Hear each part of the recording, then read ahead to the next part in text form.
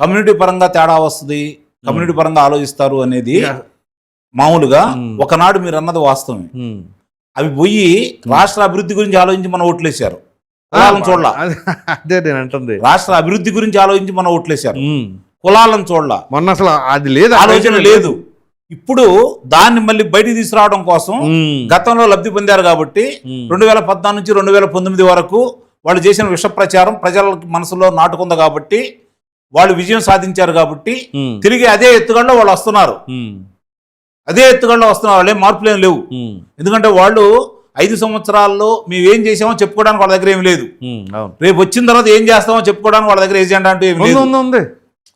అది వేరు. మీరు చెప్పేది రఫారప్పనో, నరుకుతావనో, విధ్వంసం చేస్తావనో, మిమ్మల్ని జైల్లో పెడతావనో, సప్తసముద్రాల అవతలనో లాక్కొస్తావనో, బట్టలు తీస్తావనో ఉన్నాయి కదా. ఆ అజెండా అవి చూసే కదా ఓడగొట్టింది వాళ్ళు.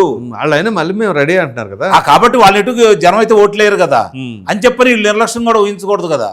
రైట్. ఇప్పుడు ఏమనుకుంటారు జనాలు, వీళ్ళు నిర్లక్ష్యంగా వహిస్తూ ఉంటే వీళ్ళకి తేడా ఏంటి?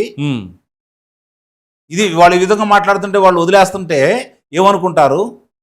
వాళ్ళకి అనుకూలంగా మాట్లాడే వాళ్ళు వీరంగం చేస్తూ ఉంటే ఓట్లు వేసిన వాడు తటస్థులు ఉంటారు. గమనించుకోండి, ఏ పార్టీకైనా 30% మించి ఉండరు. మిగిలిన వాళ్ళందరూ తటస్థులే. వాళ్ళు ఏమనుకుంటారు, మనం వీళ్ళని గెలిపించింది ఇందుకా, ఏం చేస్తున్నారు వీళ్ళు అని చెప్పని. ఇట్లాంటి ఆలోచన వచ్చినప్పుడే మూడో ప్రత్యామ్నాయం గురించి ఆలోచిస్తారు. ఆచి చికెన్ మసాలా